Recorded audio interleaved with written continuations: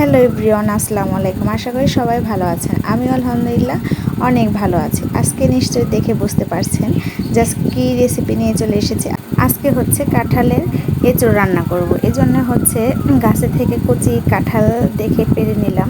তারপরে হচ্ছে হাতে ভালো করে তেল মেখে নিয়ে ভালো করে পরিষ্কার করে নিলাম কাঁঠালটা। তারপর হচ্ছে হলুদ পানি দিয়ে ভালো করে ধুয়ে পরিষ্কার করে নিলাম। হলুদ পানি দিয়ে ধুলে হচ্ছে কি হয়, কাঁঠালের আঠালো ভাবটা থাকে না। তারপরে প্রেশার কুকারে একটু লবণ দিয়ে একটু ভাপিয়ে নিলাম। ভাপানো হয়ে গেলে তারপর হচ্ছে কড়াইতে পেঁয়াজ, কাঁচামরিচ, তারপর হচ্ছে চিংড়ি মাছ দিয়ে ভালো করে নাড়াচাড়া করে তারপরে হলুদ, মরিচ এগুলো দিয়ে ভালো করে কষিয়ে নিতে হবে। তারপরে কাঁঠালের এঁচোড়টা দিয়ে ভালো করে কষিয়ে নিতে হবে, যেন কাঁঠালের এঁচোড়ের ভিতরে কোনো পানি বা ঝোল জাতীয় কোনো কিছু না থাকে।